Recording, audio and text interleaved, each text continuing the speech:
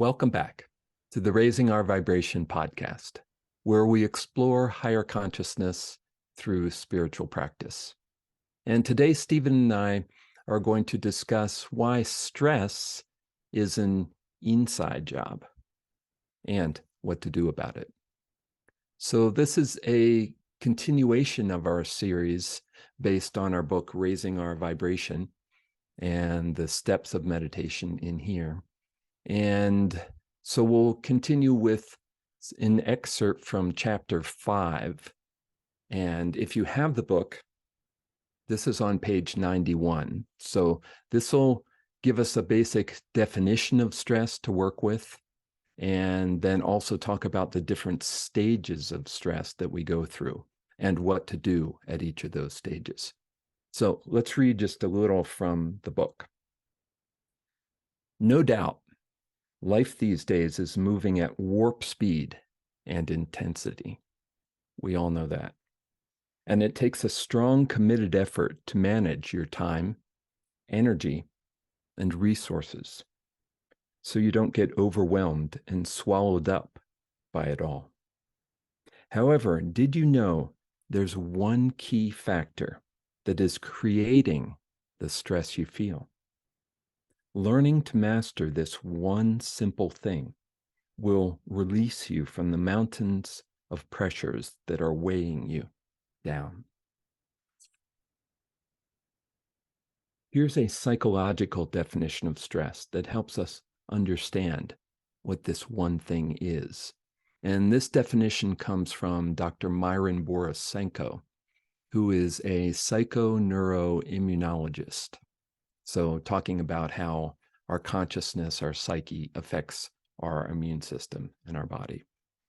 And he says, stress is the perception of a threat combined with the perception of your inability to handle that threat. So notice the word perception. That's the key word in both halves of that definition. Basically, what it means is that the stress you feel is an inside job. The stress you feel is not so much about what is happening out there in the world as it is about how you are relating to all of that, how you are perceiving what is happening. The thoughts, feelings, and behaviors that you are caught up in at any given moment determine the amount of stress that you feel. For example, if you perceive something as a threat to your health, well-being, and success, and you doubt if you have the time, energy, skill, or resources to handle that, you'll feel stress. If you are looking at what you're facing as a should or have to, you'll feel more stress about it. If you are looking at events, other people, or yourself, and thinking that those events, people, or you should be different, you'll feel stress.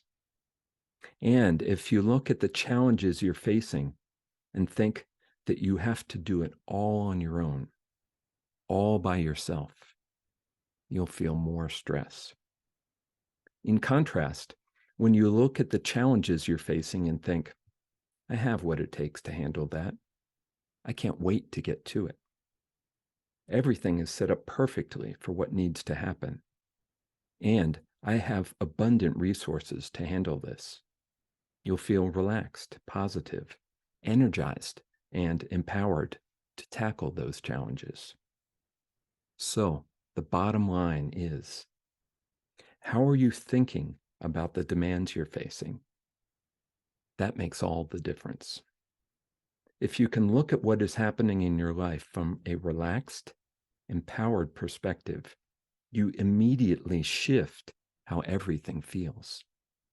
You are instantly able to think more clearly, be more productive, and enjoy your life more. So, perception. It's all about perception, how we're looking at the demands we're facing. Let's go just a little deeper into the stress response to get a feeling for just how crucial it is how we respond to stress over time. So in 1936, endocrinologist Dr. Hans Selye introduced the general adaptation syndrome to describe the 3 stages of stress response in the body. Number 1, alarm. Number 2, resistance. And number 3, exhaustion. It's critically important that you don't let yourself get to stage 3, exhaustion, because it's really hard to recover from this. It is possible to recover, but it will take a real committed effort, a really strong intervention on your part. So let's understand these 3 stages a little more, and that may help you identify where you are in terms of these stages as you're feeling stress. So stage 1 is he called alarm. When you first perceive a demand as a stressor and wonder if you have the ability to handle it, your mind and body go into alarm mode. This initiates a cascade of physiological effects. These include your sympathetic nervous system activating, hormones such as cortisol and adrenaline releasing into your bloodstream, your heart rate, respiration, and brainwave frequencies elevating, muscle and connective tissue tightening, and blood shunting to your limbs for action and away from digestion and other maintenance processes, such as immune response. That's why chronic stress often leads to chronic illness. In addition, your ability to think at a higher level shuts down in favor of survival reactions and oversimplified black and white thinking. Emotions such as doubt, self-judgment, fear, paranoia, and anxiety also tend to ramp up. And all of this happens immediately and subconsciously, and it impairs your ability to make good decisions and stick with your good intentions. When you are stressed, it's hard to resist that big piece of chocolate, bag of chips, or other addictive behavior, such as obsessively exercising, checking your emails and texts, overworking, drinking, shopping, or surfing the internet. Now, if you end up handling the stressful situation effectively, your body returns to homeostasis, to your natural balance, as your parasympathetic nervous system takes over, sending a relaxation response throughout your body. So that's kind of the normal rhythm of life, is we are faced with challenges and we look to perceive them from a place of resource and respond to them effectively, and then return back to our natural balance. That's what we hope to do. Now, if we're not able to do that, and this happens over a period of time, we might move into stage 2, which is resistance. So in the resistance stage, your body fights to keep up with what it needs to do to maintain your health and well-being, as you try to handle the perceived demands you are facing and cope with the stress that is stored in your system. Current research is beginning to show how stress that is not handled and resolved leads to chronic inflammation in your central nervous system that is a precursor to almost all serious and life-threatening illnesses. So in the resistance stage, you may notice yourself being persistently fatigued, more susceptible to nagging colds, slower to heal from injuries, and more emotionally on edge. You may find it easier to fly off the handle, be subject to periods of brain fog in which you find it hard to concentrate, get caught up in cravings for salty or sweet comfort foods, and be more at risk for addictions to alcohol and narcotics that numb your feelings. So at this stage, getting some extra sleep, eating well, exercising, and consciously relaxing through activities such as meditation can help you stay afloat. by doing these activities, you can actively manage the resistance stage for quite some time, even for years. So this is, I think, where a lot of people may be finding themselves in these days, is kind of managing the stress, like not getting all the way back to natural balance, but just kind of doing enough to manage the stress and carry on. But if that's all we're doing and we're never getting back to our natural balance, then the stress keeps on building in the system. And that's where we get to stage 3, exhaustion. If you reach the point of exhaustion, you just cannot keep pushing forward. You've become depleted to the point that you must take serious recuperative measures to regain your strength, energy, vitality, confidence, and capability. At this point, self-care measures such as exercise, meditation, and eating well may just require too much effort. You may find yourself deeply depressed and unable to muster up enthusiasm for anything. You may find yourself in the grips of a serious illness because your immune response is severely compromised. At this point, extreme self-care is your only option. Okay, so there's much more on that in chapter 5 of the book, but I think that gives us a good starting point for what we're going to explore today in the practice that we're going to do, and for the importance of the practice that we're going to do. So I know, Stephen, you had some a client experience or two that you relate to this, and so I'll pass it over to you to share that.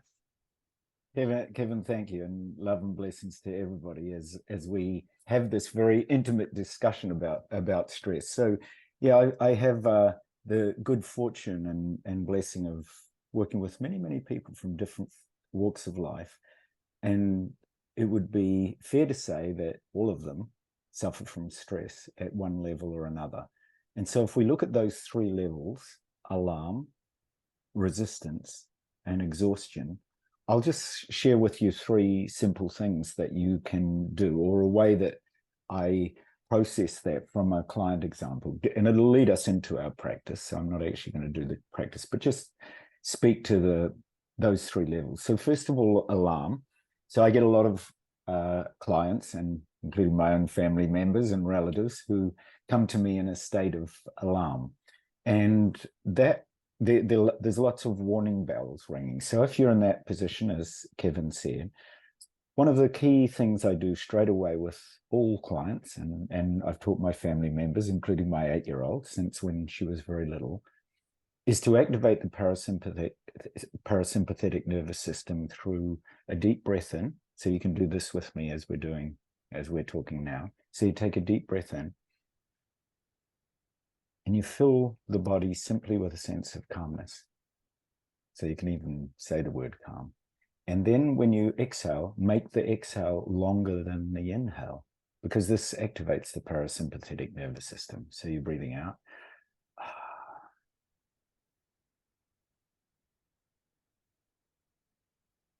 Very long. And you can feel it, right? The body sort of goes, it's like a big long sigh. So it's incredibly simple. But that breath actually helps us when we're in states of alarm. And I always encourage people to take 3 breaths, right? 3 breaths in, filling yourself with calm. And as you breathe out, I usually use the words calm on the inhalation, peace on the exhalation. So, and if necessary, if you're really stressed, then actually count it. So you count in 2, 3, 4 as you're feeling calm, and as you breathe out, long count out for 6. 1, 2, 3, 4, 5, 6 as you're feeling peace. So that's a very simple alarm bell assistant when you're just feeling those moments. And I encourage people then to start to recognize the alarm bells and to stop and take 3 breaths. So that really simple, that's a first step. And a lot of the people who come to me describe that happens all the time. And so they're often in very stressed and very vulnerable positions of power or authority or dealing with a lot of people, and that this really helps them because they end up starting to recognize, oh, there are alarm bells that I'm starting to feel something in my body, and they take 3 simple breaths. We could call them alarm breaths, or when the alarm bells go off, you just kind of be aware and you take 3 breaths. So that's the alarm part. The resistance part. Now, when you're resisting, and this is, again, I can give you some classic examples where, and my daughter and my wife are also typical of what would happen when you feel resistance, and that is you tend to feel a big, heavy darkness. I'm sure some of you can relate to, any of you have been depressed, who have had that kind of situation happen in their life, and I have when I was young. That those things happen to us. We actually go through states of depression, and it feels really heavy, and you can't lift yourself out of it. You're not at the exhaustion state yet, but there's definitely a resistance, and the body feels really uncomfortable. So there's a big heaviness. So what I get people to do in this case is to actually first of all describe it. Now, if you're by yourself, you could say, hey, well, this would be great if I had some guidance. Of course, you can go to an app like Kevin and I have, and you can tap into some of these meditative experiences. But if you're by yourself, I suggest, and you don't have access to anything, for example, then either write it. So write down what you're feeling. Like, I'm feeling, big, dark heaviness, right? And then in a simple way, also note down where you feel it. So I feel big, dark heaviness in my chest. So there would be in my daughter's words, it feels like a storm cloud, right? When she gets irritated, it feels big and black and dark and heavy. So then the key is to actually, first of all, just be with that. So to be with the resistance, because, and that sounds so simple, right? Just to be with it. And often you don't think about just being with it. But what happens is we tend to push our resistance away, and or grab onto it. So it's either gets worse or we want to get rid of it, and it's just bugging us. So here you just want to sit with it. And again, breathing helps. You just simply keep that breathing going that you've already done in the alarm phase. So when you get to the resistance phase, now you're just starting to feel into the body. So you feel what it feels like. So is it like a big, dark, heavy storm cloud, or is it a bit lighter?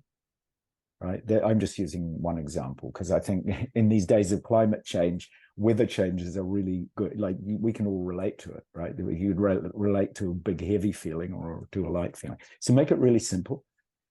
Is it dark or light? Is it big or small? And then just notice when you sit with it for a while. So you just sit and you breathe, and you don't try to push it away, nor do you try to grab onto it. And just notice whether it moves in your body. And you'll quite often find, oh, look at that, it's gone down into my belly, or it's going up into my head, or it's expanding out. So all you want to do at this point is just sit with it, allow it to be, and notice whether it changes. Because as Kevin was mentioning, it's all about perception. Our perception usually is that when we get to the resistance stage, that nothing's shifting, right? That's why we're resisting. It's like feels big and black and dark, and it won't budge. But in fact, when you sit with it for a while, you might find that it wants to move. And it might move left, right, up, down, might move around. I'll do a little practice with you after this, after Kevin and I continue a little bit deeper. So that's your resistance phase.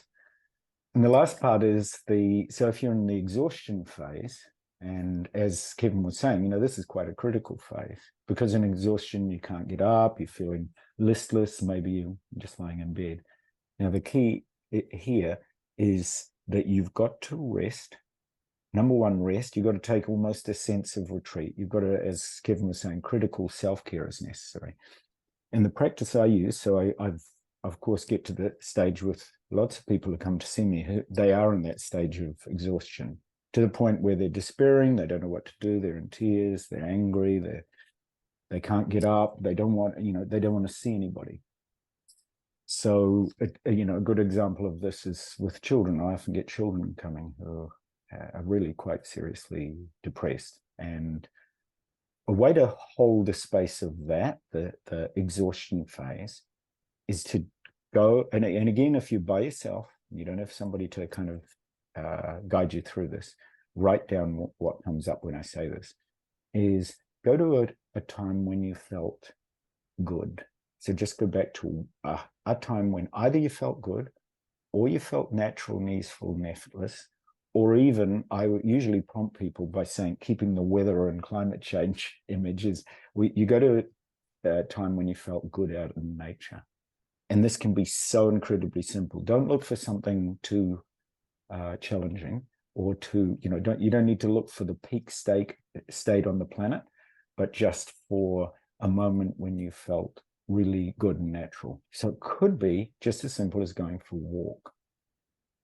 And quite often, when you're in that exhaustion phase, you actually can't go for a walk, but you can remember what it feels like to go for a walk and just feel okay. And notice where you feel it. So if I feel right now into going for a walk, so I'm in bed, I'm feeling really depressed, I can't get up, but I feel about going for a walk, and I actually feel that down in my legs. Generally, I've got a certain energy that happens when I go for a walk. It's quite a low energy, like as in deep down in the gut and the legs. So just notice where you feel that, and then just invite your body to participate in that, whatever that simple practice is.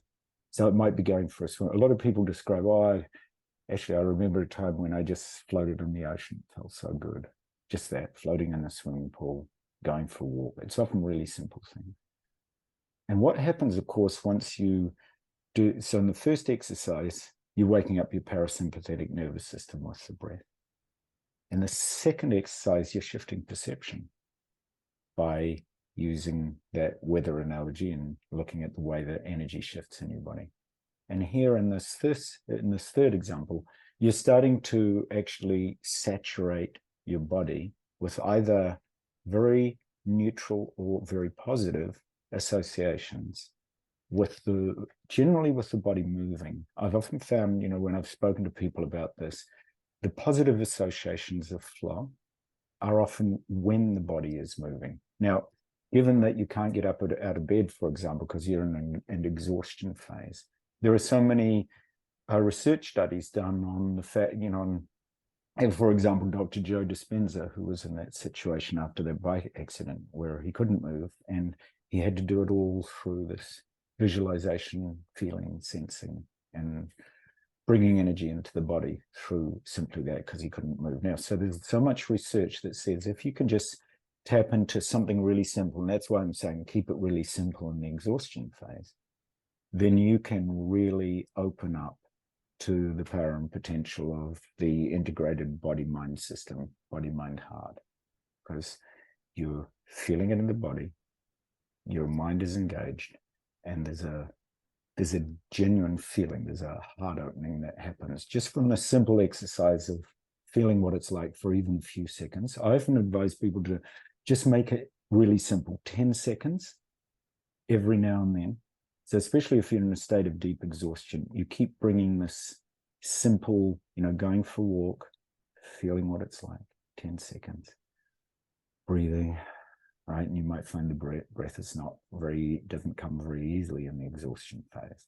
But just simply by bringing attention to the breath, which is the alarm state, shifting perception, which is the resistance stage, and then dropping into a sense of feeling that flow in your body from a really simple example actually helps shift things enormously. So I'm going to pass back to you, Kevin, just to continue this. But those are some, examples from both clients and family that have been very successful, very helpful, especially if I'm dealing with them in any of those states, either alarm, use the breath, resistance, shift perception, or exhaustion, reactivate a flow state in the body, even if you're not able to move because of that severe exhaustion. So I'll pass back to you with those thoughts, Kevin. Thank you, Stephen. Yeah, great suggestions. And I can imagine in that last, what came to me in that last part is just imagining a time when I was lying on the sand on the beach and the sun was shining down, or lying in a lying in the grass in the sunshine. Just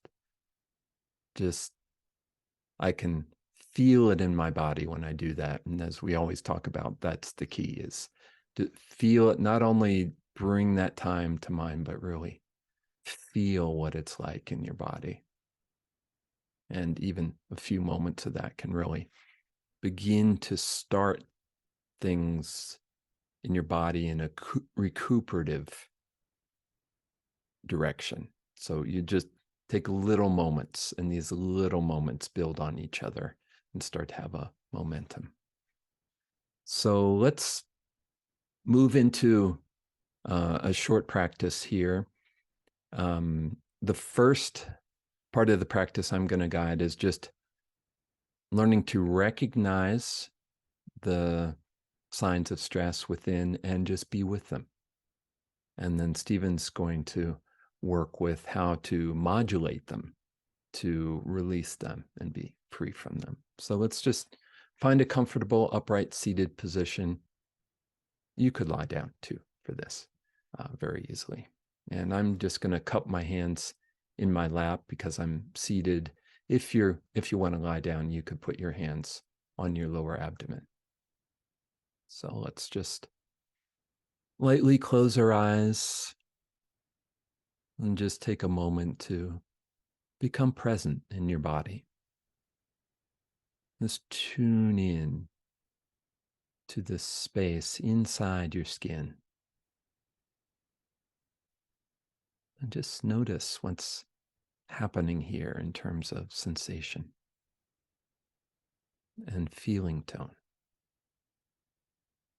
So you're just turning inward and tuning in inside.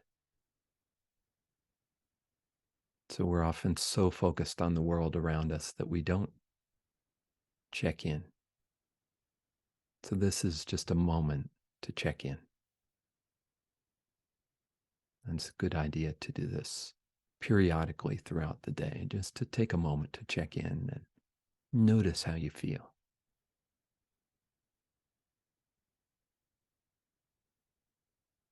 And notice if there's any signs of tension in your body. So that could be breathing that feels restricted, shallow, or rapid, or a holding of the breath. So notice if you're holding your breath.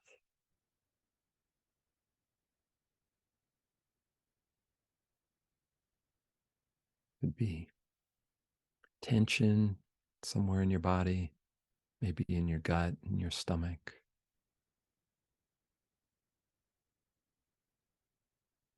Or your lower back or your neck. Again, you're not trying to change anything here. You're just noticing and being present with the sensations inside your body. Just allowing your body to be as it is and to speak to you.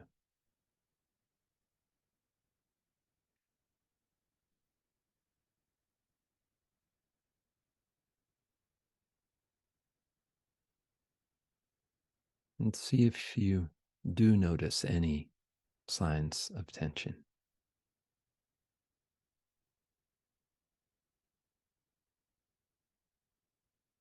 Any place that feels restricted or closed, tight.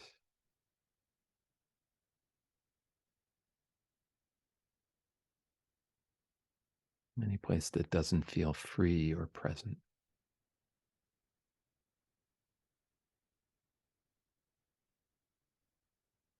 And just allow that to be as it is. Hold it in the space of awareness.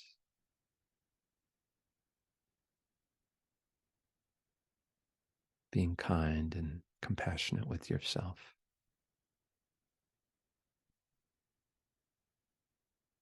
So tune in to any area of the body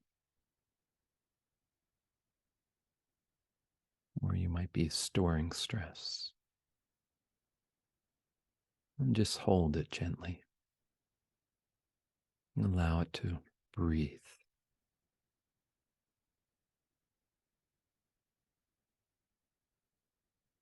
You might even take one of those breaths where you're extending the exhale right into that area of your body. And if you can't find any area, be focused into your abdomen and the base of your ribs. And just take a nice, slow, deep breath in, allowing the abdomen to gently expand. And then an even slower exhale, just breathing that tension out of the body.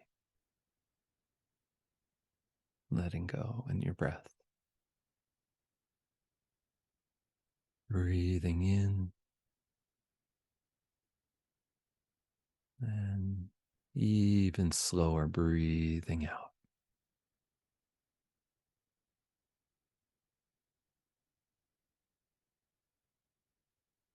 And a third time, breathing in,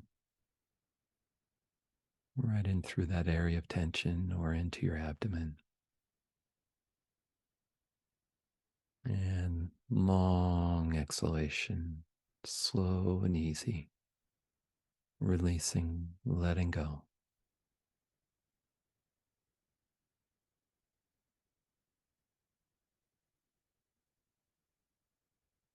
And just notice how you feel. Maybe there's a little edge that's come off, a little softening, a little quieting of your mind and emotions, a little relaxing of your body. And Stephen will guide us from here.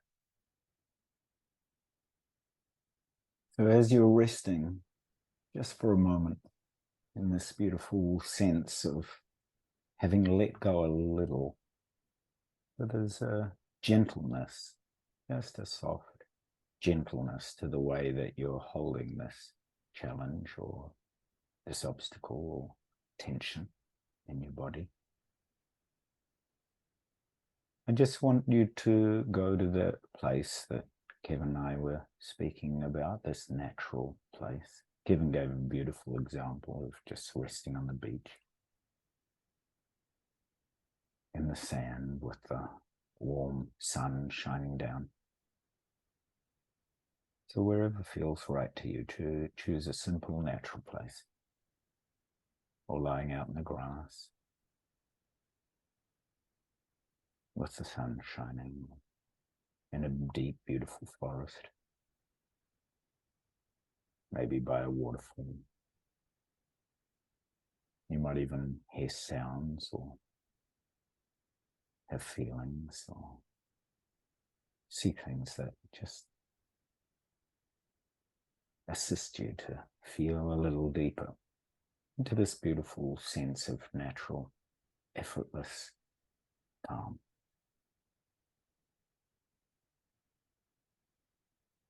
So just allow yourself to really feel this in the body for a few moments. Feel the ease, the warmth of the sun, the gentle resting back in the grass, the feeling of the sand underneath you, the nurturing of nature all around you, just for a few moments.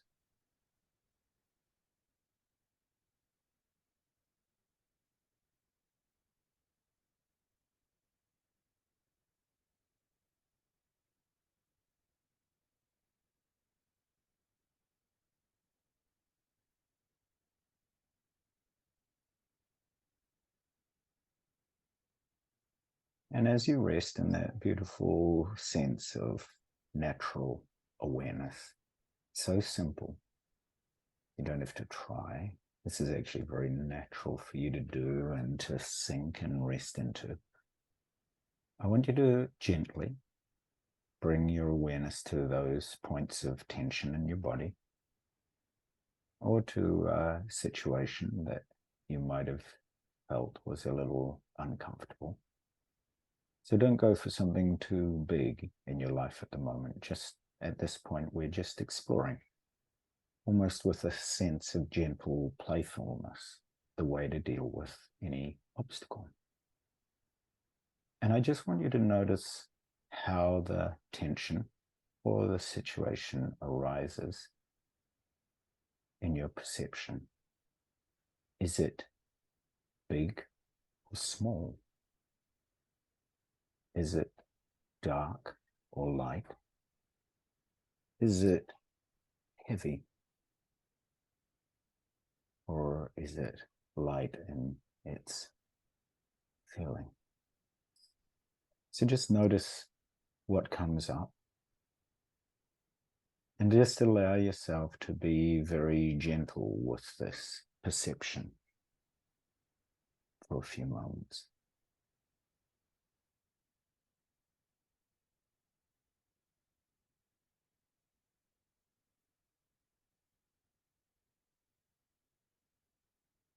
It's almost as if you are a mother holding your feeling like a baby. So there's a certain tenderness and gentleness with which you are holding this tension or this challenge. And then I want you to invite that challenge or that tension to move.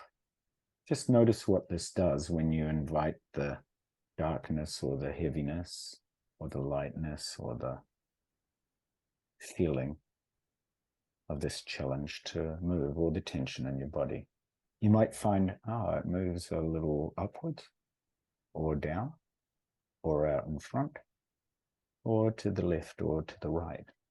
You might find it shifts a little bit by expanding. You might find it changes color. You might find it does something quite unique because you're inviting that tension to be open to however it wants to present itself to your perception. Just notice what happens for a few moments as you invite that tension to shift. So I often find if I have a tension in my head, it'll move down into my chest, or sometimes it might feel as if it wants to move out of the body. Just allow it to move or to shift. And if it doesn't shift, allow that gentleness of the way you're holding this challenge or tension just to become a little more gentle, a little more subtle.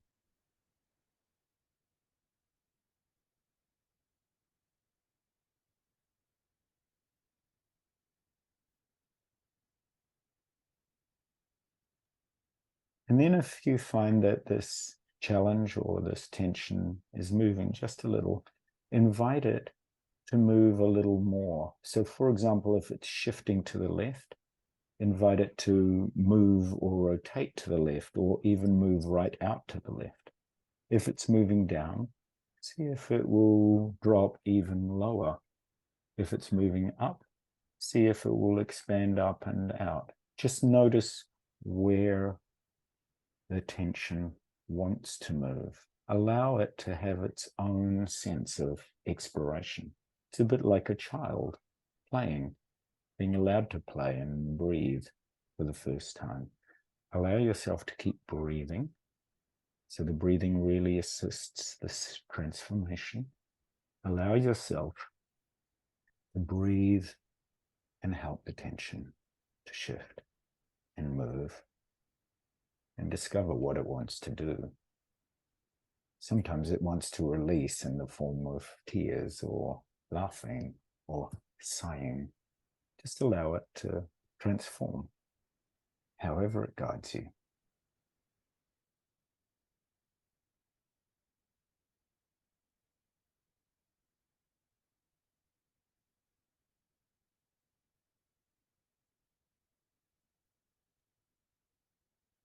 And then see if it will shift even further. Sometimes I invite children to explore by letting their tensions or challenges go out into the universe in a different form. Some people find it might change into an animal like a Pegasus or a dragon. Sometimes it shifts into a different shape or a color.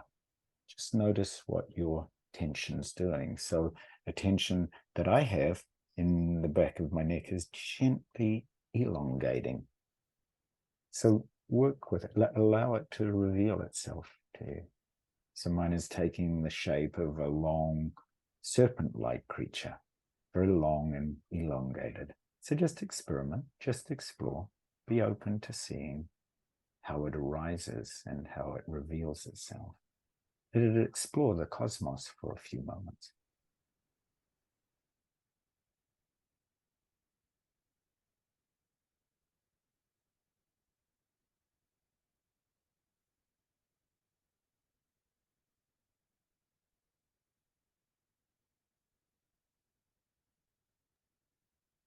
And then invite that tension or that challenge or that moment of difficulty to explore again, and this time to come back with a gift.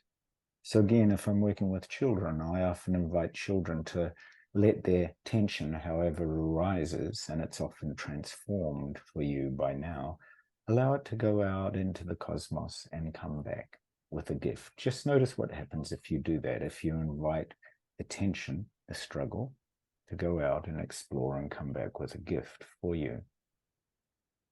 Let it know that you're not going to let it go. You're going to allow it to come and find its rightful place, because often the tensions that we hold on to or the challenges are scared that we're going to push it away. But here you're just gently allowing it to be playful, to explore, to transform, and then we're going to integrate the practice. Just allow yourself to explore with this tension and find out how it wants to reveal itself to you, and maybe what gift it can bring.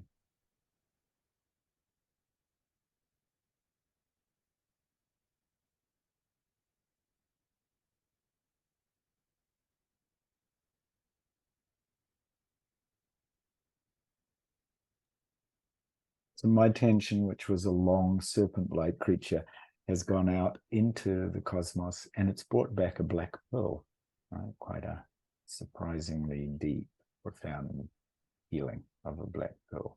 Now, I want you to invite your tension to come all the way back into your body, and wherever the tension arises in your body, wherever you noticed it, where it first arose, I want you to rub the gift back into your body. So I'm going to take the black pearl and I'm going to gently rub it into the part of my neck. So wherever it is in your body, rub it back into that. So just gently apply a rubbing, firm rubbing sensation for just a few moments. And as Kevin guided you before, if you didn't have a point of tension, then just rub this back into your belly, right, into the lower energy centers in your body. And then just close your eyes for a few more minutes. And just rest again back in that natural sense of flow. So here I'm back with Kevin, lying on the beach, just simply feeling the warmth of the sun shining down into that body part. Here, it's particularly focused on that energy, on that tension. It's as if the sun is warming that part of, in this case, as the example I'm using, into my neck. So just feel into that gentle release of any remaining tension as you allow that gift, whatever gift that you rubbed back into the body, so you allow it to gently heal and release any resistance.